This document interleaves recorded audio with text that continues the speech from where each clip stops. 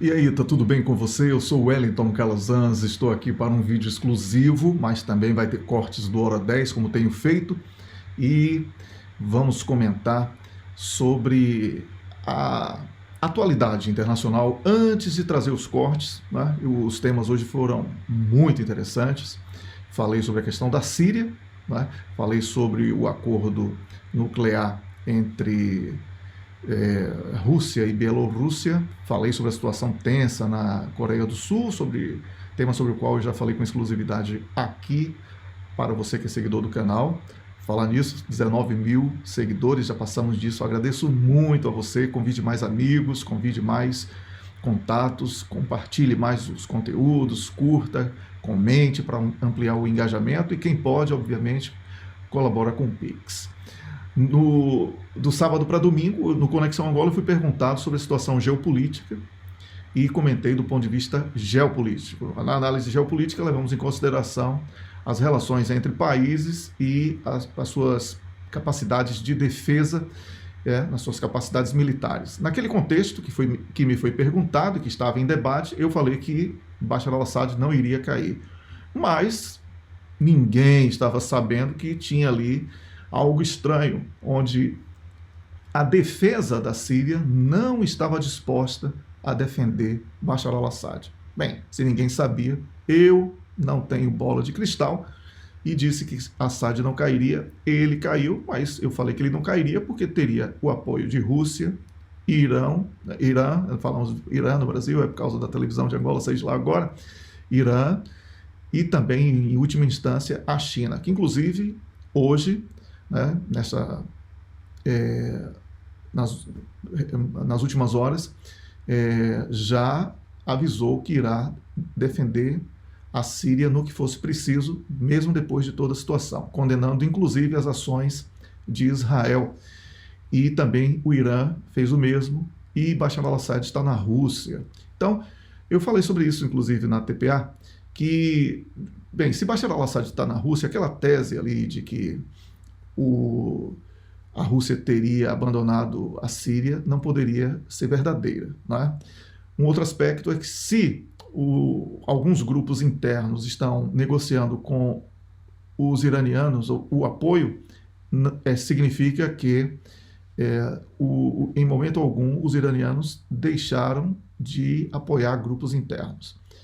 Israel, obviamente, tenta preencher o vácuo de mandato, porque em política não existe vácuo, e Israel vai para uma invasão. Aí eu vou fazendo aqui algumas reflexões sobre isso.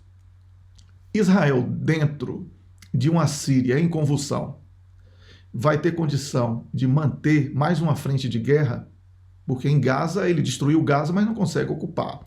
No Líbano, no sul do Líbano, a mesma coisa. Inclusive, eu falo sobre isso, teve que recorrer ao acordo de cessar-fogo porque as baixas estavam enormes na parte de Israel. Então, a situação da Síria é muito complexa. Eu não descarto nenhuma das possibilidades que foram levantadas por alguns analistas que eu julgo extremamente sérios, né, de até mesmo essa retirada sem agressão a Assad, sem agressão aos ministros e aos membros do governo de Bashar al-Assad, e ele agora na Rússia, a estratégia tenha sido da Rússia e do Irã sair desse peso da guerra na Síria e manter um custo elevadíssimo, né, de manutenção como apoio à Síria, deixar essa bomba relógio na mão de Estados Unidos e também de Israel, aliviar a tensão econômica do país, porque em caso de guerra ele pode lá na frente promover o calote, né, porque decorre aí de uma destruição de guerra, alivia a Rússia e Irã de uma frente de guerra, mais uma frente de guerra. Então o cenário na Síria é de incerteza. Eu recomendo para você que tem aí a rede social X, que vá ao meu Twitter, X, né, que era Twitter antigamente, e eu tenho um texto chamado Champanhe versus Pipoca. E quem está celebrando hoje com champanhe pode está dando apenas munição para capítulos de quem quer assistir a tudo que vai acontecer nos próximos meses, né, comendo pipoca. Então, esse foi o objetivo do texto. Está interessante, talvez a Amanda coloque aqui nos comentários do chat o link referente a este texto.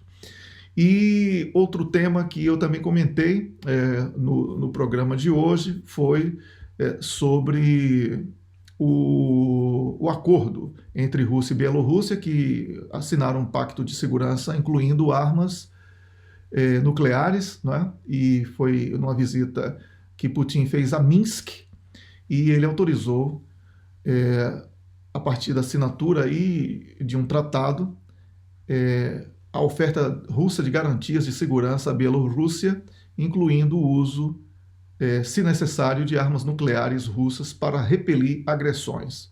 Bem, a Rússia está se vacinando, porque a NATO está intensificando a sua presença em diversos países, e a Rússia quer, com seus aliados, fortalecer também através do seu sistema de defesa e ataque. Isso é muito importante que seja dito, numa espécie de troca de dissuasão de lado a lado, para evitar que alguém crie coragem de usar algum tipo de arma de grande impacto.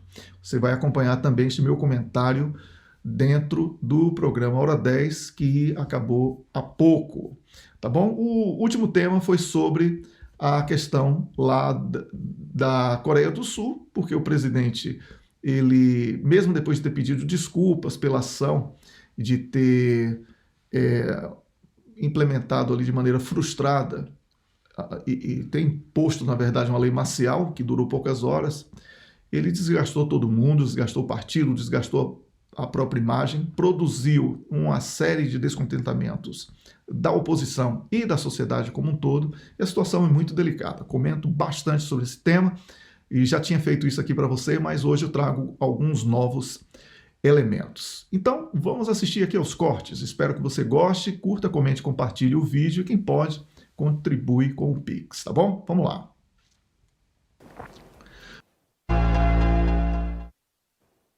A Aliança Rebelde Síria, liderada por grupos islamitas, tomou neste domingo o controlo da capital Damasco, numa ofensiva relâmpago que derrubou o regime de Bashar al-Assad, cuja família é acusada de governar o país com mão de ferro durante meio século, mergulhando o país num período de incerteza. Depois de perder o poder, Bashar al-Assad e a sua família fugiram para Moscovo após a Rússia conceder asilo. O presidente russo Vladimir Putin assinou um tratado que oferece garantias de segurança à Bielorrússia, incluindo a possível utilização de armas nucleares russas para ajudar a repelir qualquer agressão.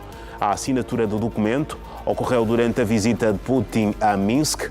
Ao discursar ao lado do presidente da Bielorrússia, Alexander Lukashenko, Putin disse que o novo documento incluía a utilização potencial de armas nucleares táticas russas enviadas para a Bielorrússia em resposta a uma agressão. Depois de os dois líderes terem assinado o Pacto de Segurança, Lukashenko pediu a Putin que instalasse armas mais avançadas na Bielorrússia, incluindo o novo míssil balístico de alcance intermédio Oreshnik, que a Rússia utilizou pela primeira vez no mês passado na Ucrânia. O presidente da Coreia do Sul, Yoon Suk-yeol, sobreviveu neste sábado à votação no Parlamento, a moção de destituição graças ao boicote dos deputados do seu partido, o Partido do Poder Popular. Yoon provocou uma crise política na última terça-feira ao decretar a lei marcial, uma medida que foi obrigado a abandonar algumas horas depois devido à votação dos deputados contra o decreto. Os partidos da oposição apresentaram uma moção de destituição, mas para a medida passar no Parlamento precisava de 2/3 dos deputados, mas os deputados do partido do presidente abandonaram a sessão. O número de membros que votou não atingiu a maioria de 2/3 exigidos, o que tornou o resultado da moção inválido. Análise das notas da atualidade internacional hoje com Issa Agostinho e o Wellington Calazans. Wellington, boa noite e bem-vindo a mais uma edição do Hora 10 da Noite. Boa noite, Dorival Doleixo, boa noite, Issa Agostinho, que esqueceu de ligar o microfone, e a você assistindo a Hora 10, é um prazer estar aqui. Vamos então analisar as notas da atualidade internacional, é contigo que eu começo hoje, Wellington. É seguramente pela Síria onde vamos começar, onde os rebeldes tomaram a capital síria e acabaram também aqui por derrubar Bashar al-Assad. Wellington, com a queda deste regime de 50 anos, podemos assim dizer que futuro é que se espera agora para este país, para a Síria? Dorival, o presidente sírio Bashar al-Assad foi deposto numa reviravolta repentina e chocante, de eventos com grupos ligados à Al-Qaeda tomando a capital Damasco num conluio com os generais sírios. Assad está seguro agora na Rússia com a sua família. Os Estados Unidos, Israel e Turquia foram apontados até aqui como vencedores da guerra suja contra a Síria, com anos de sanções punitivas, ocupação ilegal e apoio a grupos extremistas. O líder do HTS, o Abu Muhammad al-Jolani, um terrorista que agora é retratado pela mídia ocidental como jihadista moderado, apesar da vasta comprovação dos seus atos de atrocidades, ele começa a querer despontar como novo líder da Síria, mas isso não é garantia. O Conselho de Segurança Nacional dos Estados Unidos reconheceu que a Al-Qaeda está do lado dos Estados Unidos na Síria e agora com o chefe da organização controlando Damasco. Só faltou publicarem "A civilização venceu" e "Celebremos a festa da democracia". Bashar al-Assad tinha sido eleito através de voto direto e tinha vencido as eleições. Então, chamar de regime é pura propaganda. Nenhum analista poderia dizer que Bashar al-Assad iria cair se a análise fosse simplesmente puramente de geopolítica, porque a Síria, em 2015, passou por situação semelhante quando as tropas conseguiram, com 15 quilômetros apenas de distância, reverter toda uma situação de diferentes frentes que tentavam tomar o poder naquela oportunidade e, obviamente, que contou com o apoio da Rússia e do Irão para poder fazer com que Assad permanecesse no poder. Desta vez, o que houve foi uma traição dos generais que permitiram, através da deposição das armas que tinha sido noticiado na imprensa como recuo, e aquela possibilidade de recuo fez com que não só eu, como muitas pessoas que fazem análise geopolítica, pensassem na estratégia russa de Kursk, que é de recuar e esperar que o inimigo entre no seu território para ficar sem logística. Mas não era isso, era uma análise que não tinha nenhuma relação com geopolítica e sim com golpe de Estado, que foi isso que aconteceu na Síria. Agora, o grupo desorganizado, o HTS, composto por diferentes quadros recrutados pela CIA em todo o mundo, ele pleiteia o controle absoluto da Síria. Bem, é muito pouco provável que ele consiga isso diante de um cenário de pelo menos 30 grupos que disputam milimetricamente cada espaço do território sírio, com Israel agora tentando apressar a conquista, a invasão de uma área síria, enquanto os Estados Unidos agora está dentro de uma outra guerra na tentativa de manutenção das suas bases militares. A situação é caótica e não está claro por que a Rússia e os iranianos ficaram de fora. No entanto, os russos eles podem ter agido de forma inteligente, porque a queda da Síria aconteceu mais rapidamente do que o esperado, porque agora há um conflito entre os curdos e o HTS, e o projeto do Império Otomano em confronto com o de Israel, que é o da Grande Israel. Nessa nova disputa, Donald Trump, ao assumir o poder, terá que encontrar mais uma guerra para fazer a gestão. Para além da Ucrânia, ele agora se mantém no Médio Oriente com essa ocupação da Síria e tudo o que vai decorrer a partir dali. Então, Dorivaldo, o cenário é extremamente delicado, é precipitado tirar uma conclusão, porque não há um vencedor na Síria até aqui.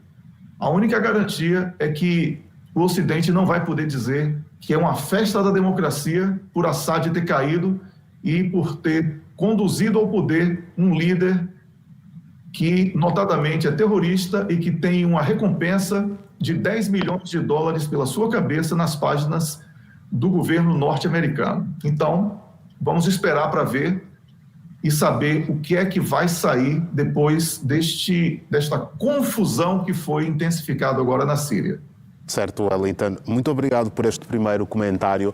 Wellington, o Issal falava aqui de apoios. Agora, Moscovo anunciou ter concedido asilo político a Bashar al-Assad e a sua família também. Já fazíamos aqui também referência a este aspecto. Isto poderá, digamos, colocar de alguma forma com este novo paradigma aqui a instalar-se, poderá colocar de alguma forma o Kremlin na iminência de perder este parceiro estratégico no Médio Oriente, que é a Síria? Dorivaldo, como o colega Issal falou, existem acordos que não foram esclarecidos, né, fora do âmbito do acordo, certo, que trazem questões. Então, nós temos muito mais perguntas do que respostas. Afirmativo. Primeira pergunta. O Ocidente diz que a Rússia e o Irão evitaram ajudar a Síria.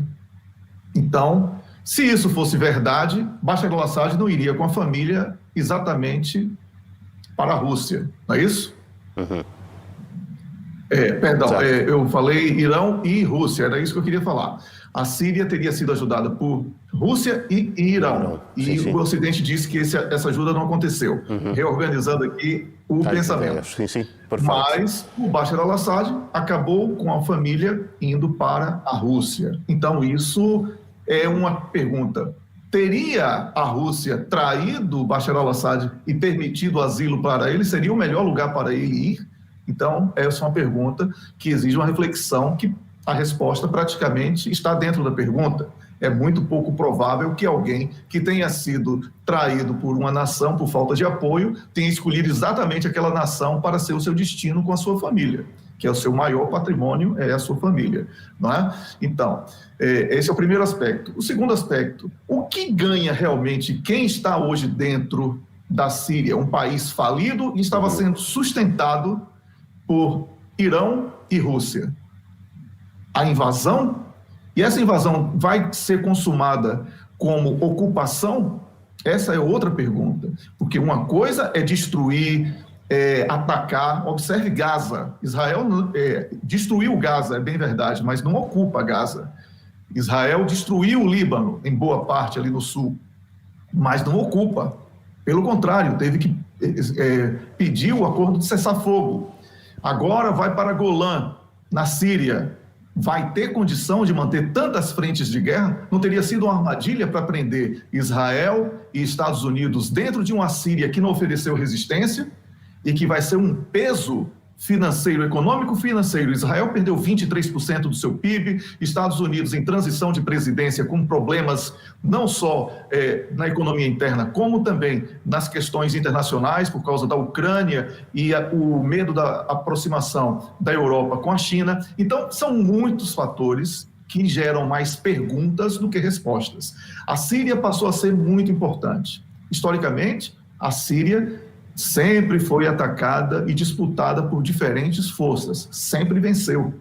Nunca se sabe se houve um recuo estratégico para este regresso triunfal, que foi aí prognosticado como hipótese pelo colega Issal Agostinho. Ele não afirmou isso, mas ele levantou essa possibilidade, é plausível, não é? Porque as bases militares da Rússia não serão atacadas no acordo, nenhum ministro foi preso ou sacrificado, como vimos no caso de Iraque, de Líbia e outros episódios. Não houve nenhum tipo de caça às bruxas, não é? E as brigas internas que acontecem hoje são brigas com grupos patrocinados por Israel, contra grupos locais e grupos patrocinados pelos Estados Unidos da América contra grupos locais. Quem está ganhando e quem está perdendo, só o tempo vai responder, Dorivaldo. Certo, Wellington. Só o tempo vai responder e nós estaremos cá seguramente para analisarmos ainda o desenrolar destes factos ou os seus desenvolvimentos. Wellington, vamos continuar contigo. Foi o comentário do Issal com alguns pontos aqui relacionados, mas que levam-nos seguramente ao primeiro tema que estivemos aqui a analisar. Mas voltando ainda para este pacto de segurança entre a Rússia e a Bielorrússia, fraseando ou abrindo aspas, gostaria de pedir publicamente para instalar na Bielorrússia novos sistemas de armamento, principalmente o Oreshnik. Isso ajudará a acalmar algumas cabeças. É o que disse Lukashenko a Vladimir Putin. Isto não poderá ter um efeito reverso, ao contrário deste que sugere aqui Lukashenko, no caso, acalmar algumas cabeças?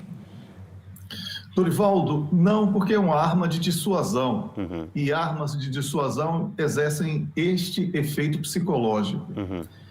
Então, durante a visita de Putin a Minsk, foi assinado aí, como você falou, um acordo, um tratado, né, oferecendo garantias de segurança à Bielorrússia, incluindo o possível uso de armas nucleares russas para repelir agressões. Certo. Né? Então, o documento que foi assinado, ele foi criado, foi composto, né, a partir de uma revisão da doutrina nuclear russa, que sofreu recentemente uma alteração, né, e que colocou pela primeira vez a Bielorrússia sob o domínio nuclear russo. Isto decorre da intensificação da presença da NATO na Polônia, nos países bálticos, que são ali fronteiriços com a Rússia, Estônia, Letônia e Lituânia, e também a Romênia. Então, com esta aproximação de bases militares, com melhores equipamentos de longo alcance, etc. Ela se aproximando da Rússia, o que a Rússia faz? Vamos equipar, então, o nosso parceiro, que é a Bielorrússia. E o que a Bielorrússia faz? Agora tem à sua disposição uma arma que foi testada, que é o Oreshnik, vai ter, né? E que vai ter a partir do próximo ano, e que certamente limitará o índice de provocação dessas bases da NATO à Rússia. Por quê? Porque com os resultados pífios obtidos pela NATO na guerra por procuração dentro da Ucrânia, esta tentativa de agressão à Rússia, ela continua através de outras frentes. Por isso, numa espécie de profilaxia, a Rússia promove essa intensificação da parceria nuclear com a Bielorrússia, e a NATO, por sua vez, juntamente com a União Europeia, que às vezes se confundem com determinados objetivos, tentam evitar a todo custo a chegada ao poder da Romênia de um presidente que é neutro, que não apoia a guerra na Ucrânia, mas que é rotulado imediatamente de pró-russo, de receber apoio da Rússia e etc., como vimos recentemente com a eleição cancelada na Romênia. Um outro aspecto é a Geórgia, que tentam ucranizar a Geórgia, que está resistindo a todo custo a uma primavera visivelmente criada de maneira artificial, no mesmo molde ali do Euromaidan, que foi na Ucrânia, que deu origem a tudo isso que estamos vendo hoje. Por isso, eu vejo essa nova doutrina nuclear russa como uma arma poderosa de dissuasão para evitar que novas agressões sejam iniciadas por parte da NATO nas suas fronteiras. É o que eu penso, Dorivaldo, mas não estamos aqui fazendo prognósticos, nós estamos aqui fazendo avaliação do que foi apresentado e diante dessa guerra de propaganda a que estamos submetidos. Então, é preciso fazer a análise interpretando o que é dito de cada lado e trazer para o nosso público os caminhos que podem decorrer disso. Certo, Wellington. Vamos ouvir também aqui o Wellington. Wellington, a declaração da lei marcial de ontem suscitou críticas do seu próprio partido, inclusive o Partido Conservador no poder, mas esta também está determinado a todo instante a opor-se à destituição de ontem, aparentemente por recear, digamos, perder a presidência para os liberais. Uma autodestituição, assim como já referiu aqui o Issal como sugestão do Presidente, que rumo é que daria a esta história? Sem deixarmos aqui também de lembrar que o Presidente ontem está impedido de sair do país. Dorivaldo, o problema não está apenas no presidente sul-coreano e da desastrosa ação inconstitucional dele de instituir uma lei marcial, certo. Que durou poucas horas, foi assim o recorde mundial. Fala-se 6 horas mais. Mas o estrago foi grande. Né? Então, isso porque a oposição, percebendo que a agenda belicista de provocações à Coreia do Norte e de incentivo a Taiwan a uma guerra com a China, também com esta situação de querer uma aproximação intensa na guerra da Ucrânia, tudo isso com um país que precisa resolver problemas internos, fez com que a opinião pública se jogasse contra o presidente. Então, ele encontra hoje 3 problemas. O problema legal, porque ele realmente praticou um ato inconstitucional, teria que solicitar do parlamento a aprovação da lei marcial e não o fez, tomou a decisão de maneira unilateral e impulsiva, por isso ele praticou um crime que é passível de impeachment.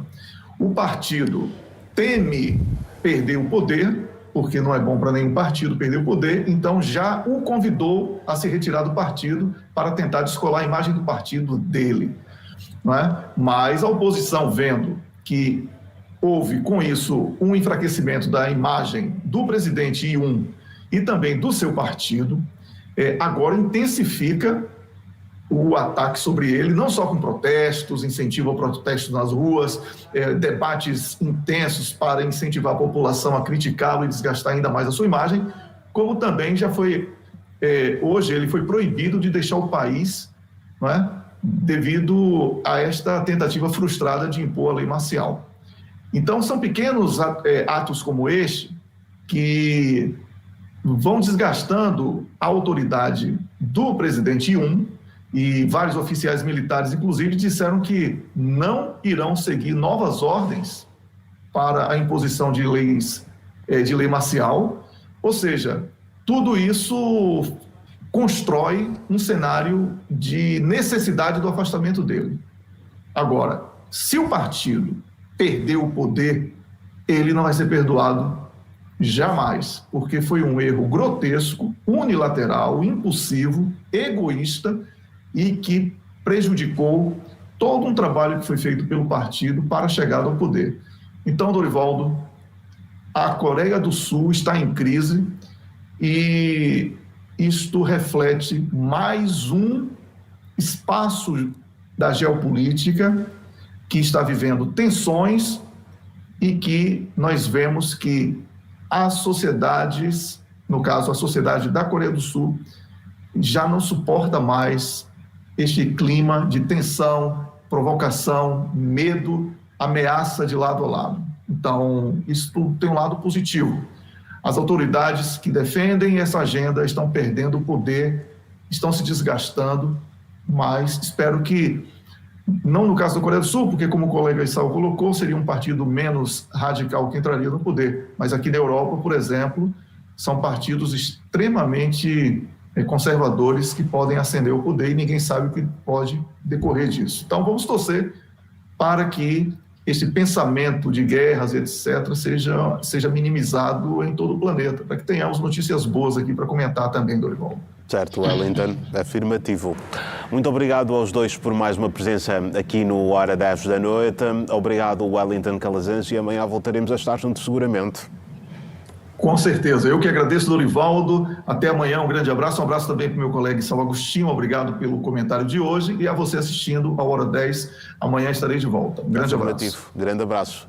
Você assistiu aos cortes do programa Hora 10, que eu acabei de comentar na televisão pública de Angola, no canal de notícias. Eu espero que você tenha gostado. Eu agradeço mais uma vez pelos 19 mil inscritos, tem até música nova aí, espero que vocês ouçam e curtam a música, comentem também lá para a gente saber o que é que vocês estão achando dessas mensagens musicais de agradecimento que o canal produz, não é? E agradeço em especial a Amanda Rabuski, que cuida com todo amor e carinho aqui do canal, e a você que apoia o nosso canal, continue compartilhando, comentando, curtindo, e também quem pode faz o Pix para ajudar a trazermos mais e mais conteúdos, tá bom? Um grande abraço para você e até o próximo vídeo.